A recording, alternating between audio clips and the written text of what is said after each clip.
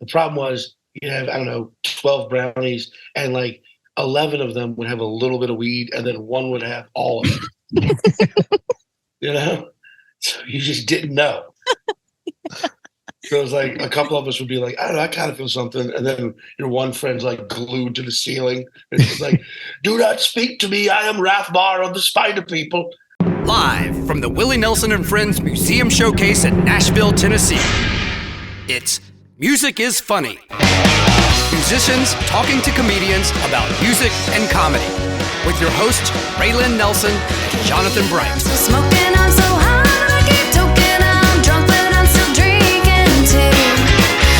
Welcome back to Music is Funny. I'm Raelyn Nelson. And I'm Jonathan Bright from the Raelyn Nelson Band, back with another ridiculous and unnecessary intro. Hey, we have shows coming up. That's a reason for the intro. Go to RaelynNelsonBand.com/tour for all of those upcoming shows. And maybe I should also put them into our website so that they'll be shown. I should do that. That should be Remind me later. the next thing. Summer's filling up. It's good. A Sean Patton.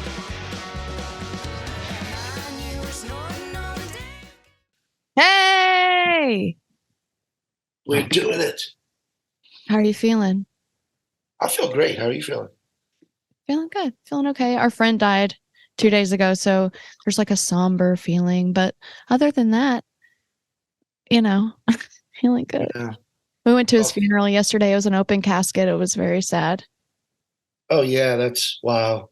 I don't understand the open casket thing. I was telling you yesterday, it seems like my great-grandparents' thing.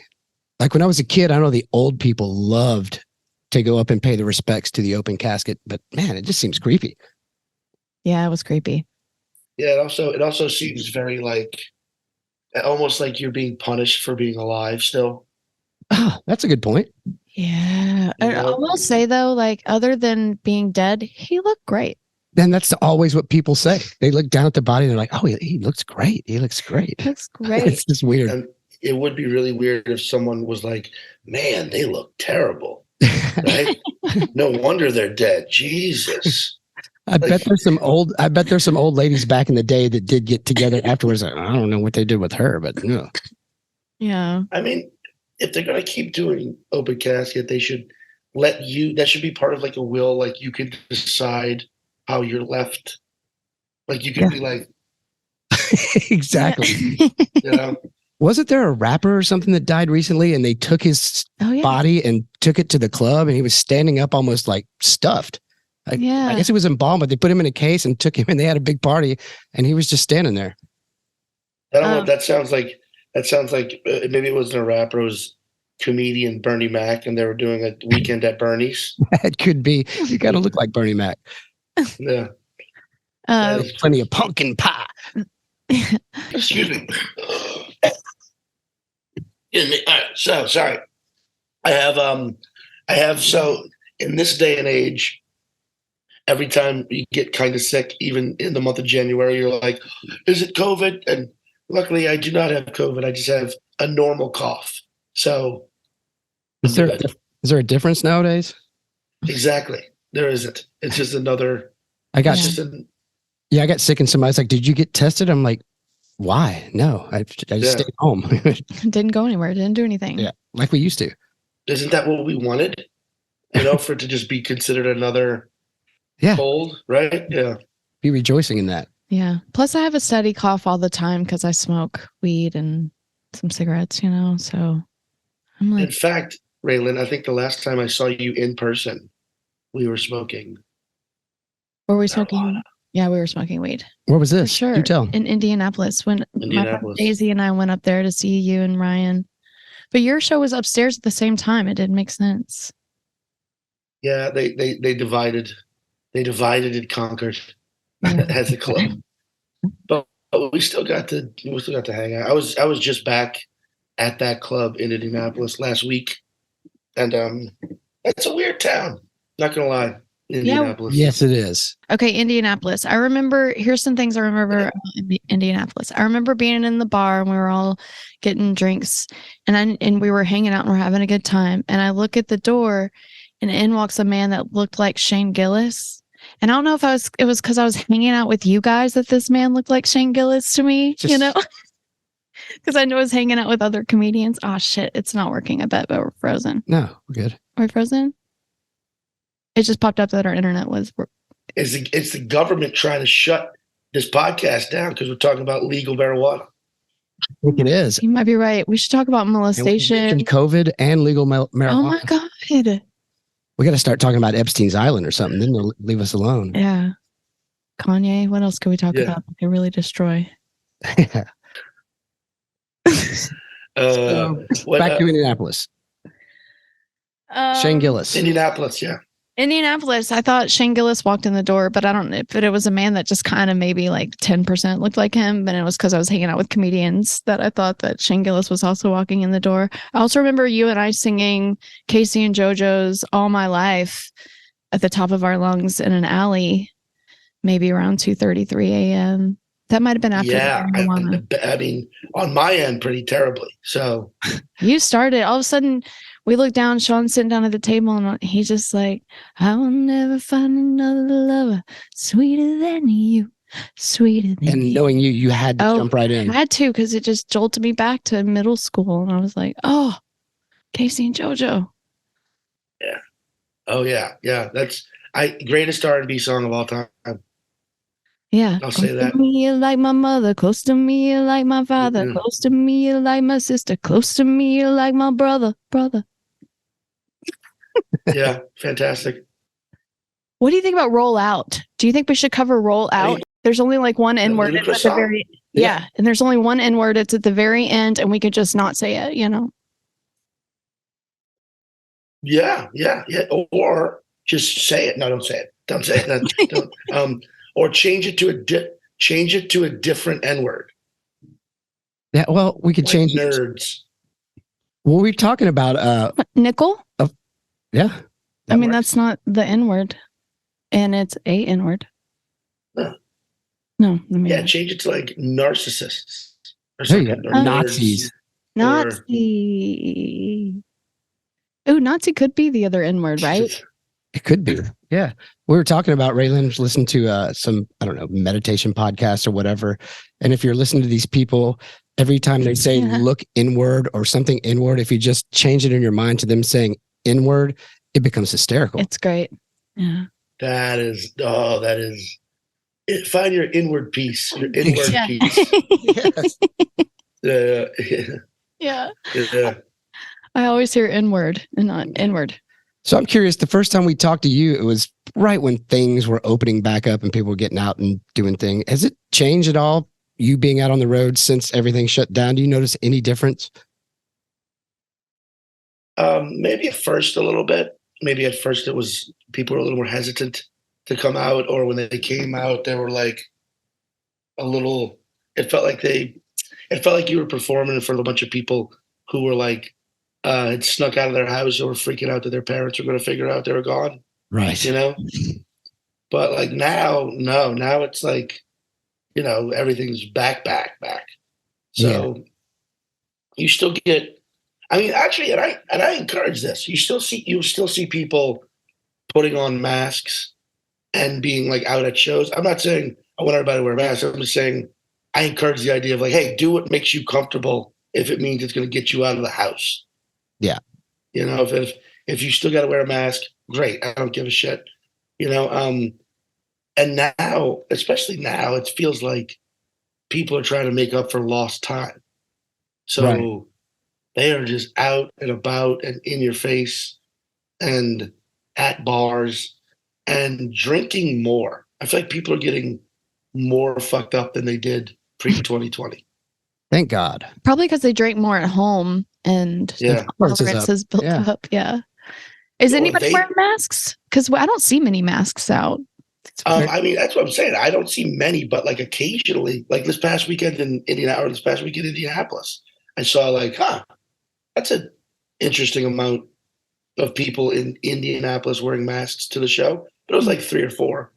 But it was like, whatever. I don't. If that's what you need to do, do it. I don't give a shit. It's people. I find it's hardcore anti-vax people who are still like, oh, you're gonna wear a mask? Ain't that fucking weird? You're like, get over it. You know Yeah. what I mean? Like, it's what that person needs to do to leave the house. I don't give a shit. And before know? COVID, even before that, I remember seeing Asian people wearing masks. Oh yeah, always in sometimes. an airport. Yeah, in Oh, yeah. airports and Wait, maybe like the mall. can we say- Not that we went to the mall, can we but say Asian? I don't know. I think it's still okay to say Asian. The A I word. think the A word. Yeah. So, but I'm- even beyond just the people wearing masks and shit, did like the logistics change? I know for us, it got incredibly expensive right off the top to try and make. I mean, we ended up having to cancel some shows because flights were triple what they were when we booked the shows, that kind of stuff. I know it's just you guys singular kind of going around, but did that affect you at all? Actually, no, that's a good point. Yes. So airlines have definitely gotten hip to the shit. You know what I mean? Yeah. Have definitely gotten like, oh, people need to travel? Well, because yeah, it's definitely more expensive. Flights are definitely not cheaper. Like not that they weren't ever super cheap, you know what I mean? But like, yeah, definitely, especially certain cities, like going home to New Orleans is so fucking expensive. Like it's like every airline figured out like, oh, if this is going to be a destination, well, then we going to get paid. And it sucks, you know?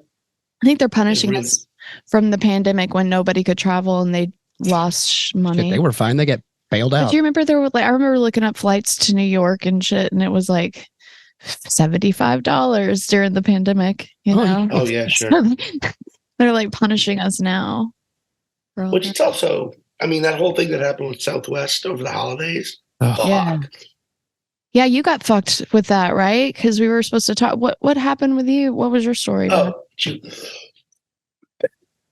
Sorry, I don't want to cough into the podcast, but Get it? it wasn't Delta. I mean, it was Delta.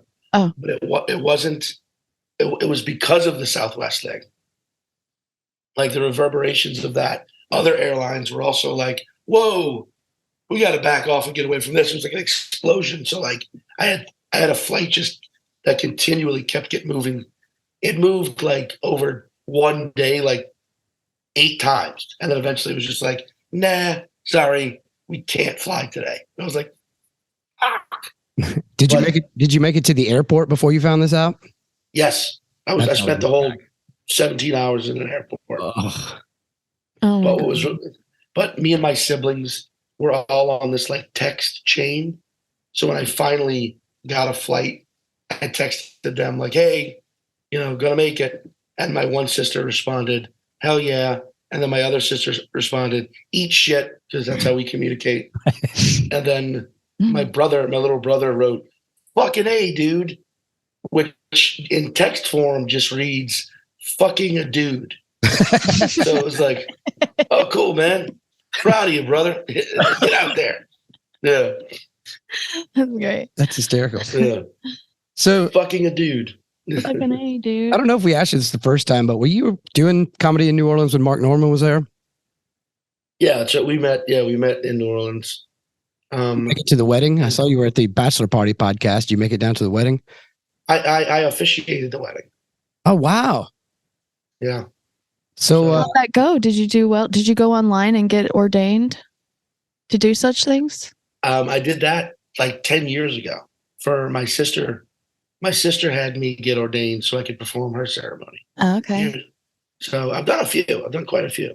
I'm available. I'll do people's weddings. It's fun. Do you go by Reverend or father, maybe. Father Sean? I should. Yeah, you should I have go an by- official name. I say just call Rabbi? me. I go by Uncle Sean. Call me Uncle Sean because I'm not a full. Like Snoop Dogg, Yeah, exactly. Exactly. Uncle But it's- Snoop. Yeah, I mean, yeah, it's fine. Uncle Sean. Uncle Sean. Do you It's call fine. everybody It's- nephew? I should, right? I should start calling people nephew and niece. Yeah. What up, niece? Did you get any bits in while you're doing any of these, or is it just straight? Well, that was the funny thing was every other wedding I've done, everyone always writes their own vows, right? You'd expect Mark and May, 2 fucking comedians, Mhm. to have done that, but when we get to the rehearsal, they were like, "Nah, we don't care about that." I was like, "Well, okay, okay, so I got to do it. But basically, yeah, they wanted a quick, fast. The only reason I officiated in the first place was like a year earlier when we were talking about the wedding. He was complaining about how expensive it was and how like you have to pay a priest. They don't do the shit for free, you know? And you have to pay a justice of the peace. And I was like, I'll do it. I don't give a shit. I'm gonna there. And it was like, okay. So it was a quick, nonchalant 5-minute wedding. Yeah. They had like a couple of her friends read, a little scripture, which is always funny because it's the same thing every time. It's like two people who are so nervous and they read it together. It's like, your friendship to us is like sunshine on this planet that we built together. And it's the same fucking shit. And, I just sort of let that happen. It was like, oh, how cute.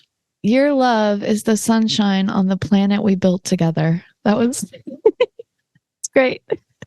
You know what I mean? It's always like the two friends, neither one of them in an artistic field at all, who like either find a poem that they love or try and write their own, or an inside joke and turn it into like something they can't get through because they're both crying,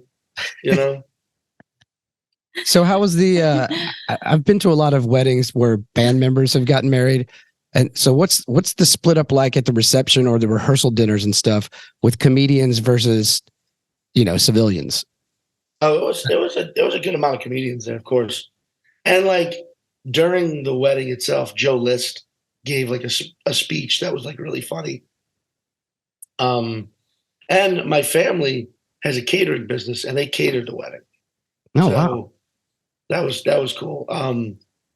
And there was probably about 20 there. And it was just, her family is huge, whereas Mark's is not, So we were sort of like filling in his family. It was kind of funny because we were all just kind of kicking back, watching, observing, cracking jokes. They were all getting hammered.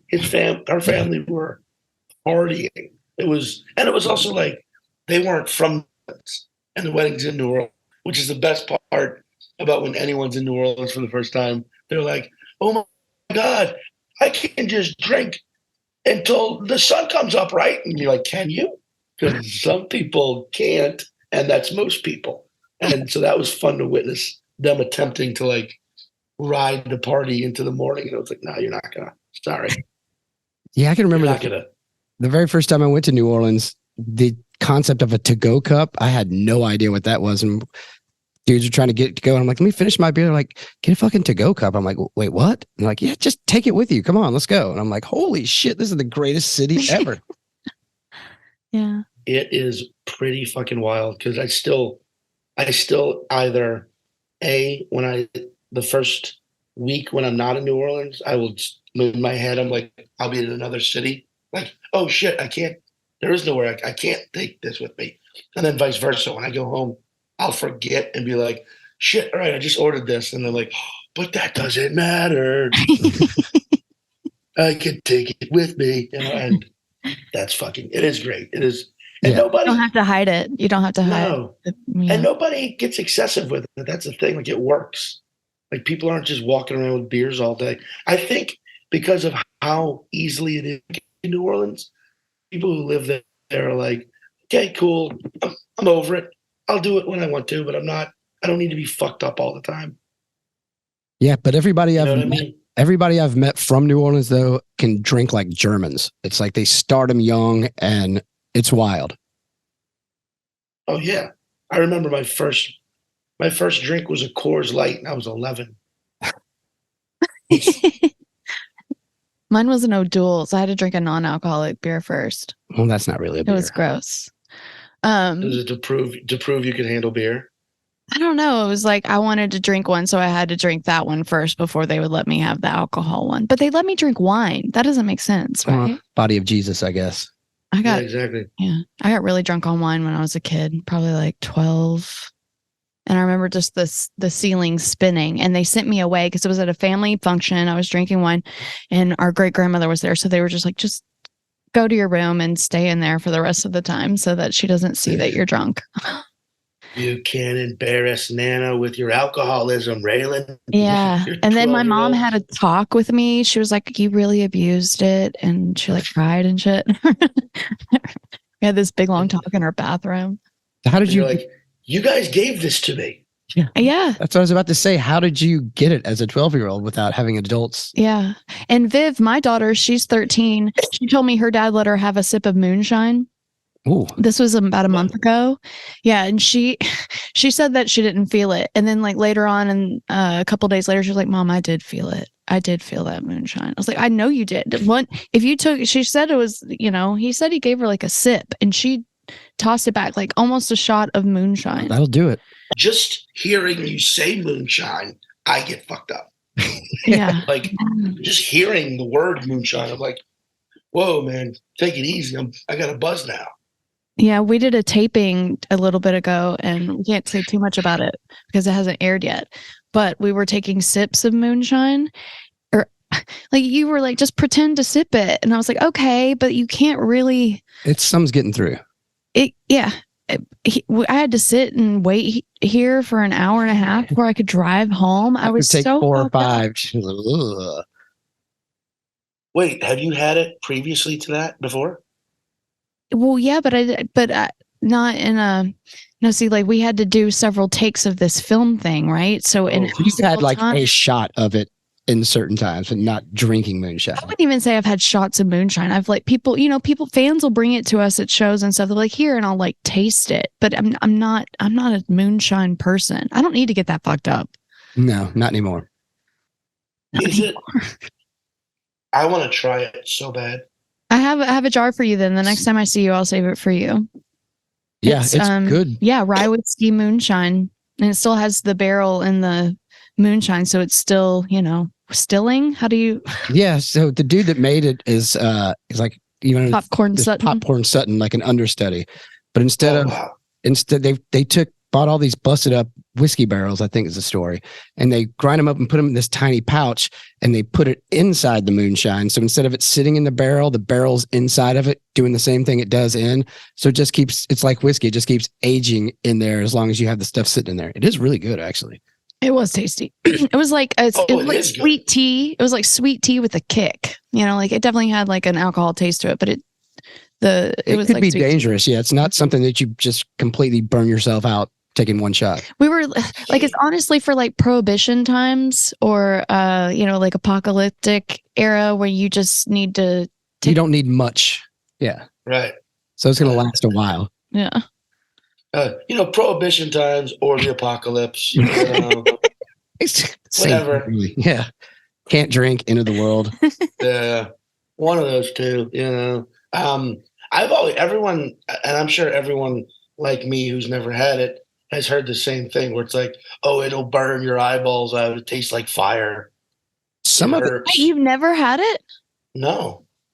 I guess there's not a lot of moonshine in, I mean, it's New Orleans. There's no hills that they can climb up into back in the day to That's make just like a Tennessee thing or country thing? Kentucky, Appalachia, Appalachia, yeah. the mountains, basically, because they got to hide from the authorities. Oh, Yeah. this is so interesting. They got to go up in the hills and run from Bobby Badge. Exactly.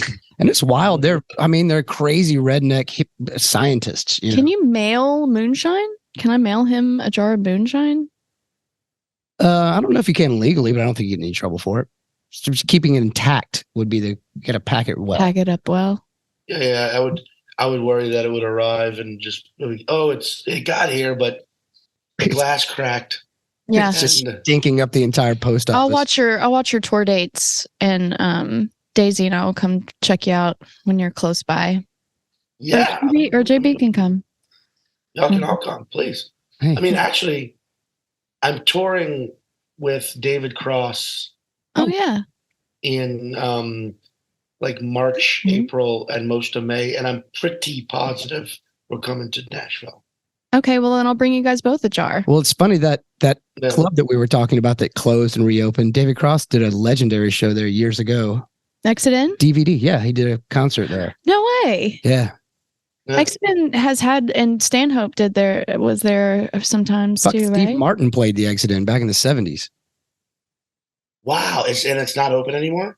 It's been through 100 different owners since then, but it's Sean, it's been a whole dramatic thing. yeah, it's got a new owner, but it's corporately owned now, and there's a big stink about this, that, and the other. There's this whole thing here happening in Nashville where it's not well, like this area that we're in on Music Valley Drive by Opryland is kind of what old Nashville used to be. Yeah. And everything kind of more downtown is taken over, and it's all this new stuff with these, But yeah, Live Nation and all these other places Yeah. are booking the 300 seat clubs and above. So and they used to be independent clubs.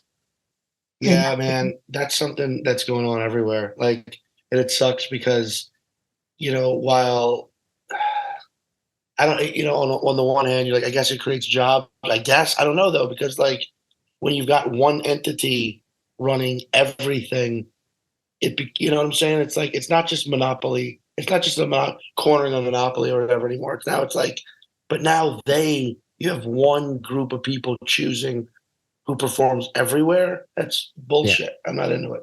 that's why radio sucks now. When they, That's what happened to radio. yeah, they allowed more than, it used to be regional. You couldn't own more than a few stations here or there. And then Cumulus. Clinton or somebody came through and was like, nope, you can own as many as you want. And then 3 people own them and everything sucks, because It's remember all the same. old DJs like way back, Wolfman Jack and all them, they'd get their gigs because they had killer record collections that they knew what songs to play. And there was like individual guys that had good taste regionally, and their radio station would build up because of their song choices. It's like, who's got the coolest record collection?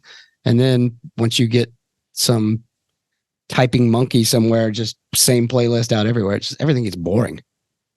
Yeah, and it's like the shit too when you hear people be like, "Well, that's capitalism." You're like, "Yeah, and that sucks." I'm not saying I want to do away with capitalism. I'm saying let's make some tweaks to it. Like, hey, you can own as many businesses as you want, but they can't be the same name. Like, no more franchising. I hate franchises. I think franchises destroy entire cities, entire towns, because when you're traveling through and you see like, mom and pop store or a Burger King, you're going to go to the Burger King.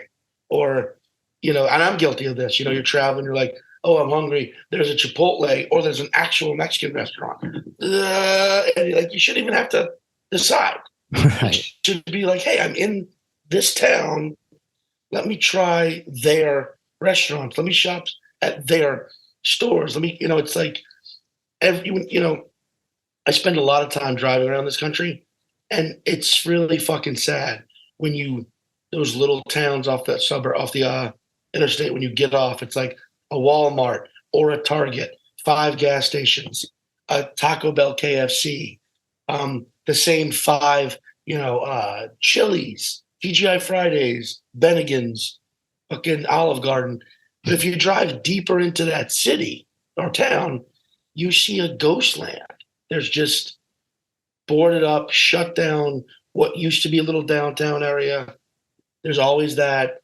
And then you're driving through the suburb part of it, and it's like people are almost it's like they're, I don't know, man. It sucks. Yeah. Bad. We just did 13 or 14 hours up to Wisconsin, driving from here, Danbury, Wisconsin, north of Minneapolis from here. And We Yeah. were this far from Canada. we were like an inch on the map from Canada. You're flipping off Canada. They're like, fuck you too. Yeah. But it's the same thing. There would be stretches of vast nothingness and then like a McDonald's sign or something. And it sucks. You know how it is on the road. If it's late, it's like, fuck, man, we're going to have to eat McDonald's. garbage. Yeah. Unless we were smart enough to buy a pizza from a local place earlier that day and just keep it in the van or something. Or now you've got like gas stations with McDonald's in them and shit. You're like, how much do you need to package this shit? I know people have said this before, but the film Idiocracy, you remember that movie? Yeah. It's like you're starting to see those little moments where it's like soon it'll be like a Starbucks, McDonald's, Shell station, hand jobs, and like, chiropractor. And you're like, really? All of this? And hey, you've been sitting and driving, get your back cracked, get jerked off, get a McDonald's, a quadruple fucking double shot espresso red eye coffee, and fill up that tank and get back on the road and stay on that fucking road till you get to the next one of these, which is an Exxon Burger King glory hole situation with a therapist. There's also a therapist. You can talk to him about the weird shit you've been thinking on the road. There you go. Now, I will give us credit for this.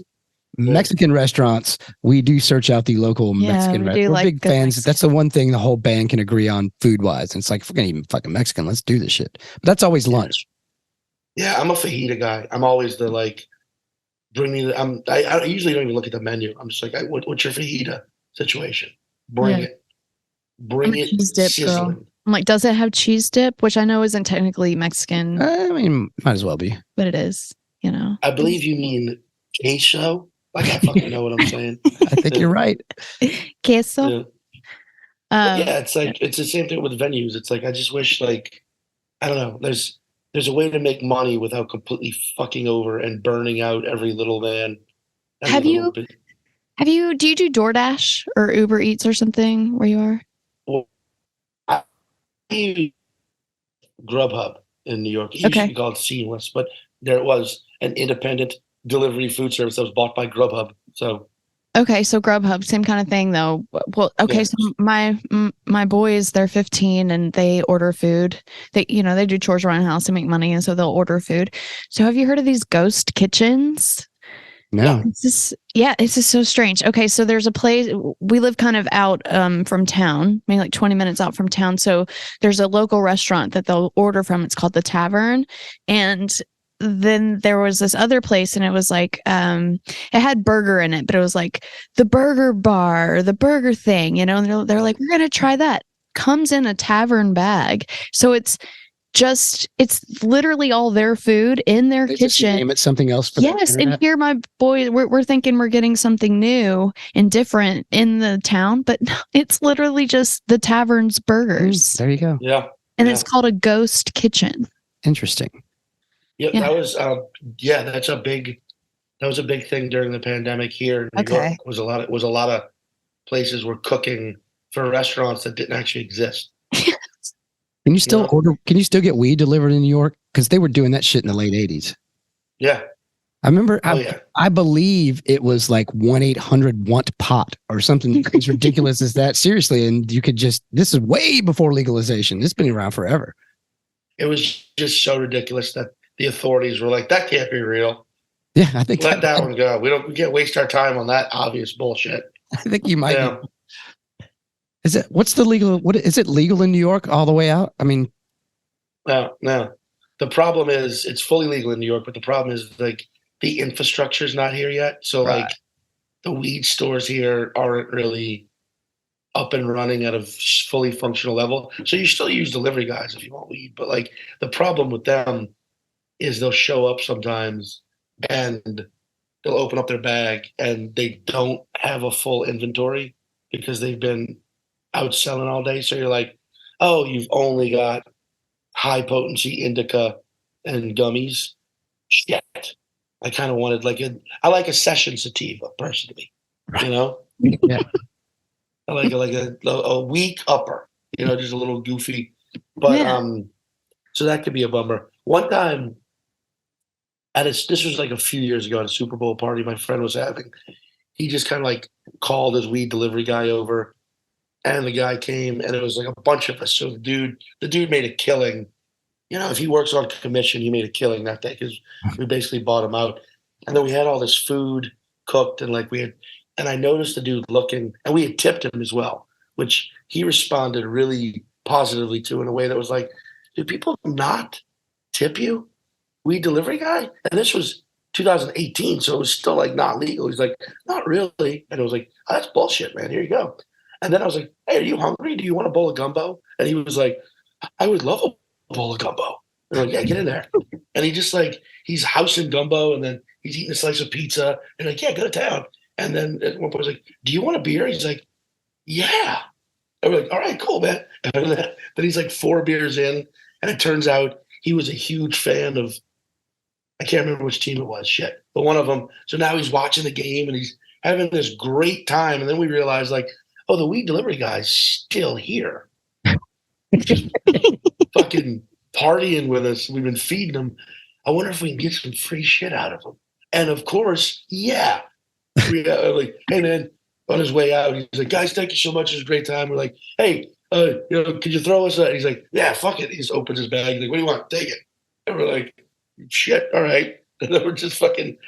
So we bought pretty much all the shit from the get go, but then got him so fucked up and so fed that he left with a fully empty book bag.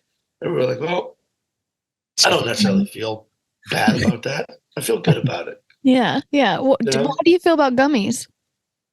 I have not. I still get weird about gummies because I worry about the length of high. Because Yeah. I'm trained from, I think we're all in the same age bracket of edibles back in the late 90s, early aughts, where it was like, this is an adventure.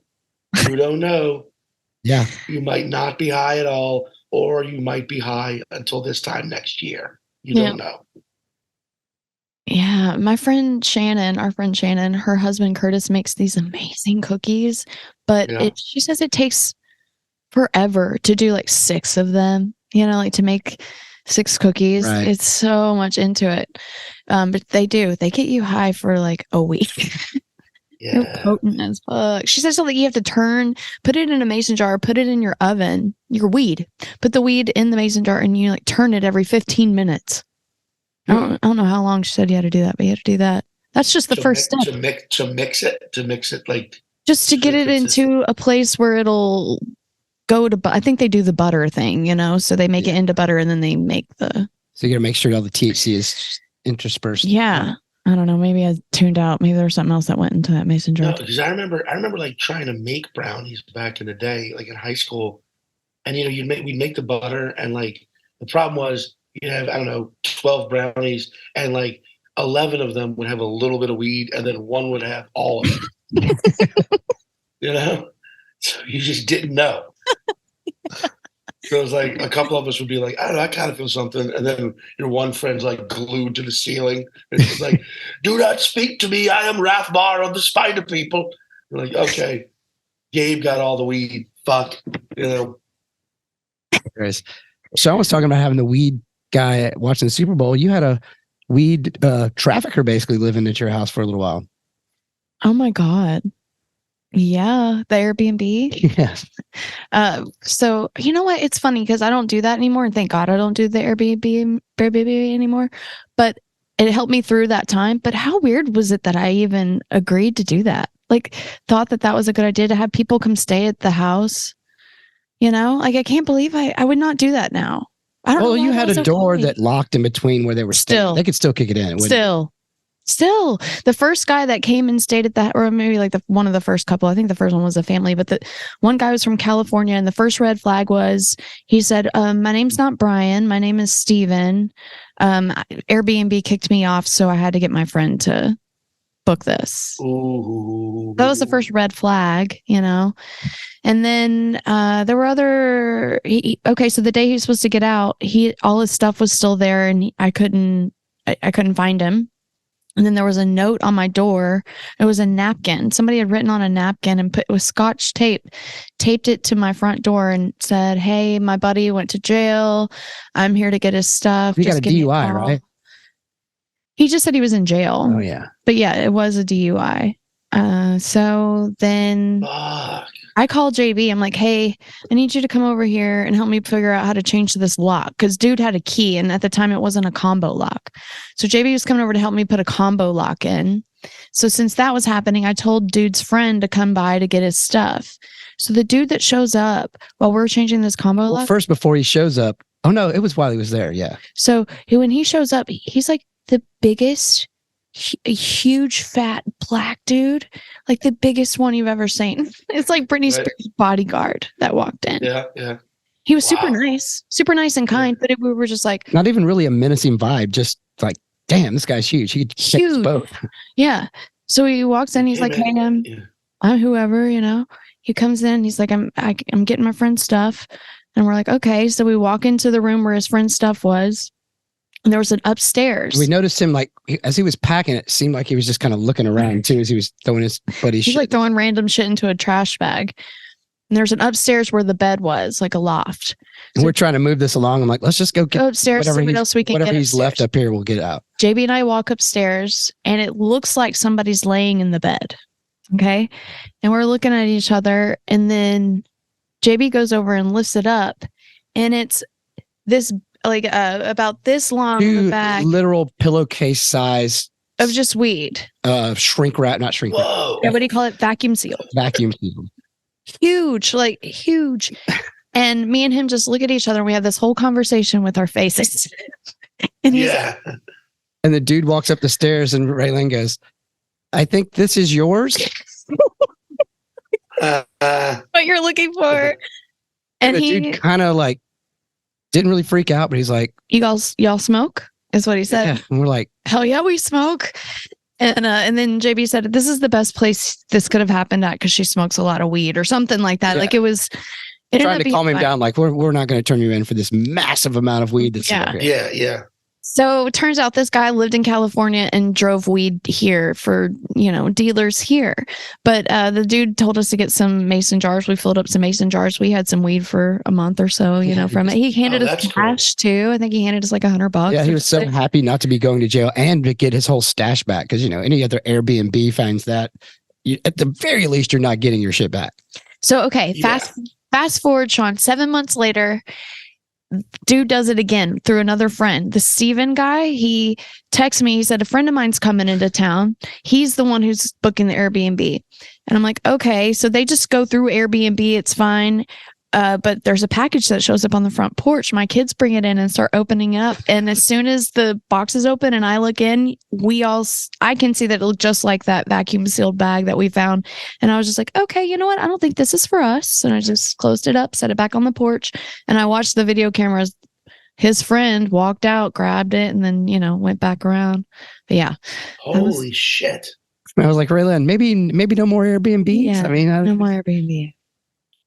Maybe that's so crazy because my experience with Airbnb, which I use occasionally, has been very they monitor your whole fucking existence.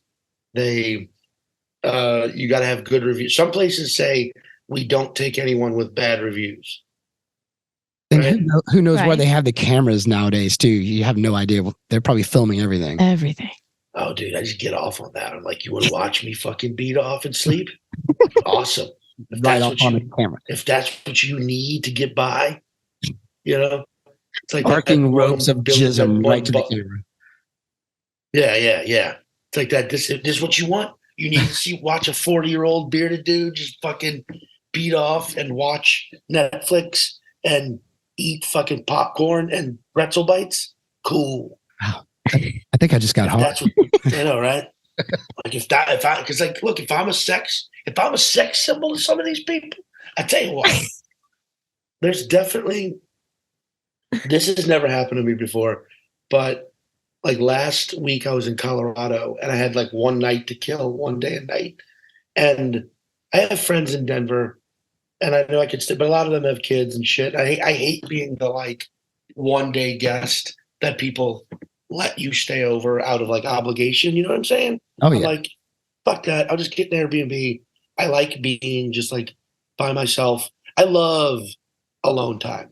I love it. Me too. I need it. Me And too. sometimes the idea of killing a day in a cool city like Denver alone is great. I know Denver pretty well, but I also love it. I can explore. I know where I like to eat. I know which neighbor. I'll go get some drinks by myself. Who knows? But when I got to my Airbnb, the host was so fucking hot, was unreasonably attractive.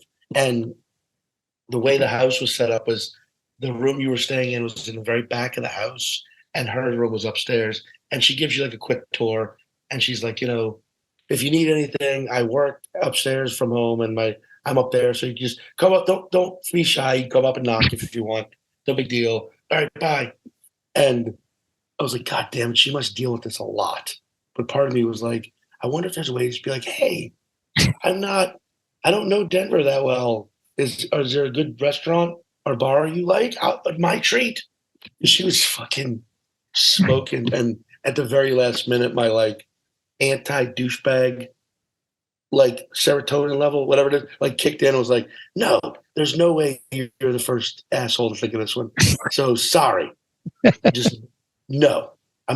You're not allowing yourself to do it. However, do dress to the nines when you have to walk back to the apartment in case she's out there. You know, it's fucking basically me like hair done up, fucking sort of like hoping she'd be out there getting coffee, like, oh, what's up? I'm just gonna go explore this beautiful cultural city. Any suggestions?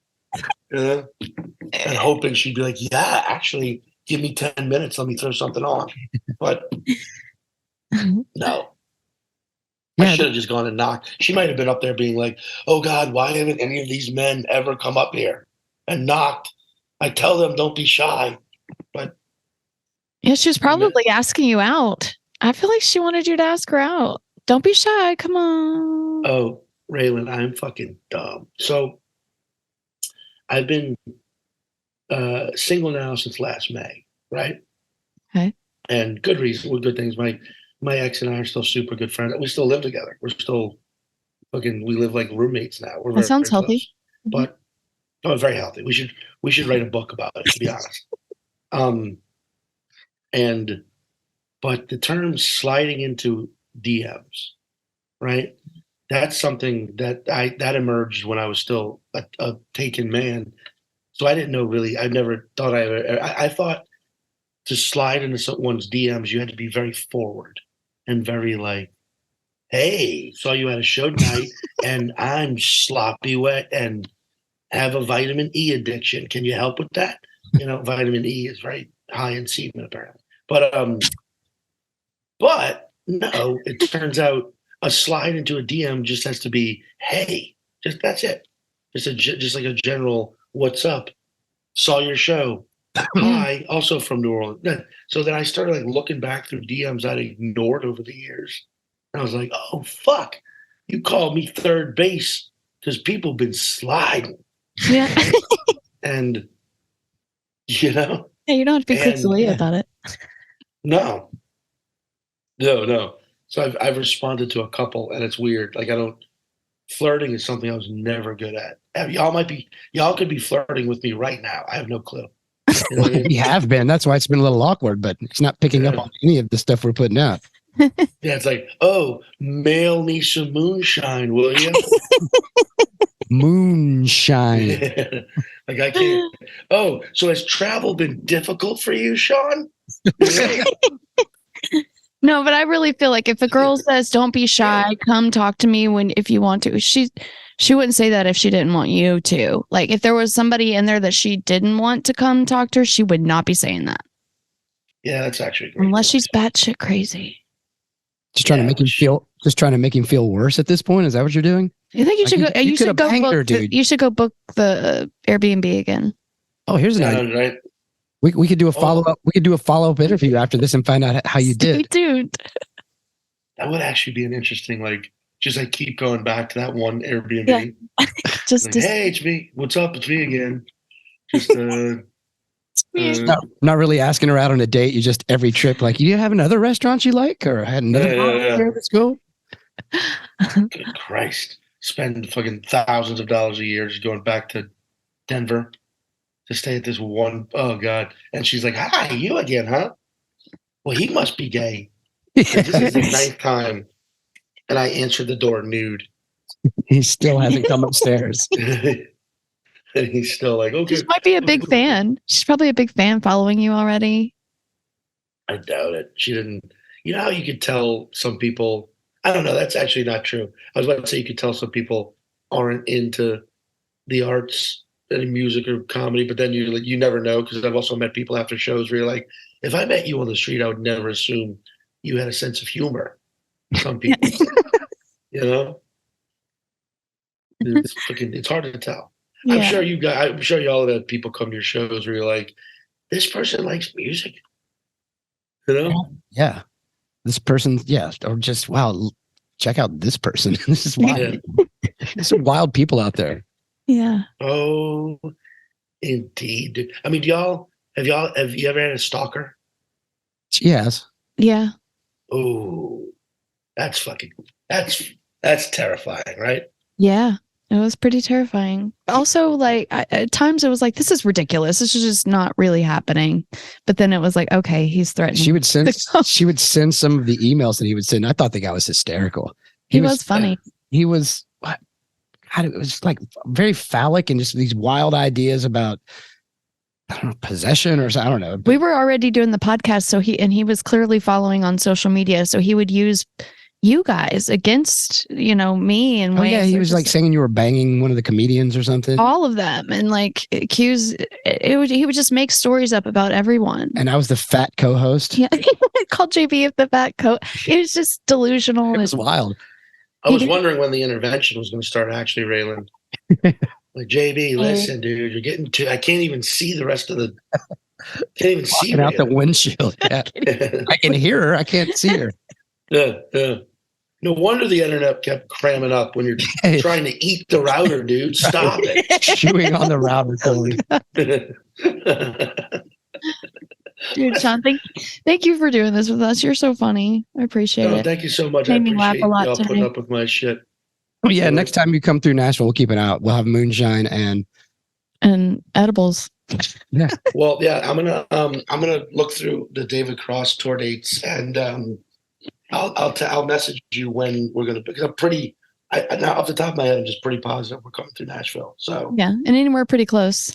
I'll drive to see you too. that should be a fun. That should be a fun gig, man. David Cross is hilarious. He is hilarious, and he still hangs. He's still like a big hangout guy. Really? He likes to yeah, he's not like a crazy party animal or nothing, but he loves to hang out, have some drinks, talk to people. I'm sure he'd love to meet y'all, Yeah. Cool. and he's a fun guy. He's still and it's crazy because he's one of my comedic idols. So I Right. have to constantly pretend like I'm not. You know what I mean? I have to pretend like I'm just totally cool that he's right here. I'm like, Yeah. hey man, I talk to him on the phone sometimes, and I have to just keep it together. Like it's not the guy who I used to watch when I was fucking 16 on Mr. Show. That's Did Did he do Run Ronnie Run? Yeah, that was him. That was 100% Oh my him. God. But he and Bob I laughed so Odenkirk hard had at a the show movie called. when I was a kid. They had a show called Mr. Show back. I think it was on Mr. Show. HBO. But Better Call Saul, Bob Odenkirk, the guy that plays him. That was his. They were partners, and it was basically a sketch show. It was Mhm. wild. Yeah, that show is my biggest comedic influence. It's the thing that made me want to be funny. We love that and Kids in the Hall, both of those shows, and the young ones, but they were always on replay. They didn't have any new episodes, but so the big sketch comedy was big back then. It was big, and I don't know. I mean, there's that show I Think You Should Leave on Netflix that I think is harkening back to those days. So, I hope there's more. I'll have to check that one out. I Yeah, I haven't don't seen know that. that one. Yeah, I think That's really good.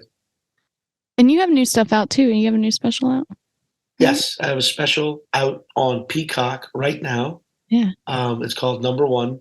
It came out. It's produced by Michael Che. Came out in December. I love it. Watch it if you can. I know Peacock costs money. You can also watch it for free, I think, on Peacock, but there will be commercial breaks. Yeah. But I got to choose the timing of all the breaks. So that's nice. yeah, I made sure it won't just be a bit interrupted mid punchline or something like that. I think I chose pretty good breaks. But also, if you have Peacock, it's there. I love it to pieces. We shot it at Tipitina's in New Orleans. A great club. Classic music venue. I loved it too because it's owned by Galactic, which is the band that kind of came up there and then kind of popped off there. And then when the venue had financial troubles, they were like, well, we'll buy it. And they didn't change anything. They kept it. They preserved it as it was. And it's such a special, fantastic spot in New Orleans. And to do a special there was just fucking awesome. So check it out. It's on Peacock called Number One. And that's not a braggy, arrogant title. It's like a triple entendre. But you got to watch the special to see what I'm talking about. Yeah. Yeah. Okay. And yeah, I'm on the road pretty constantly. So check me out at meSeanPatton.com. That's my website. Me, Sean Patton, SEAN. Yes. The non-phonetic. indeed. Yeah, exactly. You're the best, Sean. Thank you so much. Yeah, man. Thanks for doing this. We'll keep in Thank touch. y'all. Thank y'all so much for having me. And I'll see y'all in Nashville Like, yeah. All right. See you. later. Sean Patton is my favorite comedian. Yep. 2.0. I like that guy. He made me laugh today. I like it. Yep. I like that he still drinks. One of the few comics that still do. I don't know why I brought that up. Anyway, enjoy your groceries. Don't be an ass nice. I know your mama's name. Did we cheers yet? Enjoy your cigarette.